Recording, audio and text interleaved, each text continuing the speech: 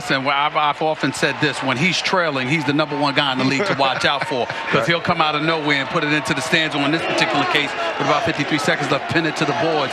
You just can't say enough about him. You can't talk enough about how happy you are for him. I said coming into this series that under ideal circumstances, I would pick Golden State to win this series in 7 games. But I hoped I was wrong, because LeBron James, with that level of greatness, doesn't deserve to have 5 NBA Finals losses on his resume. And you knew that no matter what he did, had it come down to a loss in the finals again, that's all you would have heard about attached to the name of LeBron James. He didn't deserve it. He showed up. He played like a league MVP for a vast majority of this series, especially in games 5, 6, and 7 when it counted at most.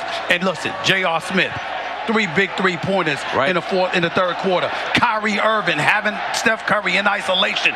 Big time 3 to seal a deal. That's a component LeBron James didn't have in last year's NBA Finals. And then you look at Golden State. For all the love that you want to give LeBron James, Steph Curry, no show. I mean, it was a relatively anemic performance as far as I'm concerned, according to Steph Curry standards. Don't get me started with the big boys there.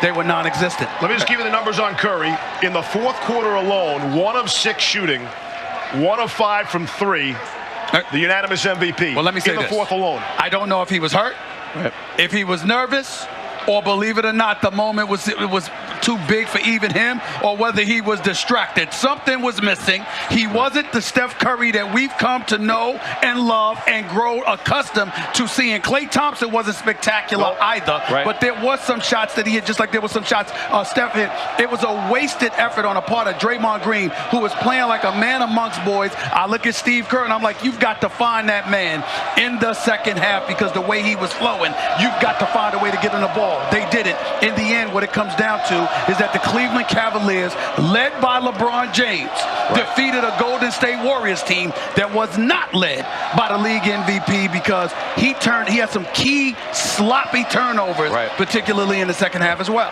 Yeah, Charles, he was real loosey-goosey with the ball in the fourth quarter especially. Tough decision-making by Steph Curry. I mean, he hasn't been himself the whole series. I mean, I tell you what, 2 7-game series, these teams wore him down. Russell Westbrook, those guys, they beat on him for 7 games. Now these guys who are allowed to play physical beat on him for 7 games. Mentally, probably a little fatigued, physically fatigued. But I tell you what, we've been critical of Kevin Love all series. Yeah, I thought he came to play big today. time. 13 rebounds in the first half. 14 Didn't rebounds. score a lot, but 14. I mean, he really grinded inside. Didn't settle for just hanging out behind the 3-point line. He deserves some credit for this game, too. Keep in mind, we made so much of the home court advantage, maybe the best home court advantage in the NBA. 2 losses in the regular season here, only 2. They wind up with 3 home losses in the postseason, including 2 in this series. Well, let's make sure we make a very, very valid point here. There are some people out there that are going to look at Steph Curry going up against OKC, 7-game series, going up against the Cleveland Cavaliers, 7-game series, physically imposing their will on them, bumping them through screens and picks, the Steven Adams of the world. In this particular instance, you've got LeBron James with Tristan Thompson and everybody, Kevin Love even. Everybody was making sure that Steph Curry felt their presence. So there are some out there that's going to look at him and say, well, he wasn't 100% healthy. Well, guess what? Last year, LeBron James didn't have Kyrie. He didn't have Kevin Love. He certainly had that excuse. I don't recall anybody having too much compassion for LeBron James last year when he didn't have his horses. So if he didn't get the benefit of the doubt in that regard last year, we damn sure ain't going to give it to Steph Curry this time. Well, and Andre, Booch, thanks very much. Back here with the fellas. stolen fire truck. What could go wrong? Michael Eaves is going to be here all night. Oh, you're going to be there all night. And can I say this? For the most part, none of us, we're not a rooting interest here. No. We don't care who wins. No. You know what? I root for people. I want to see happiness.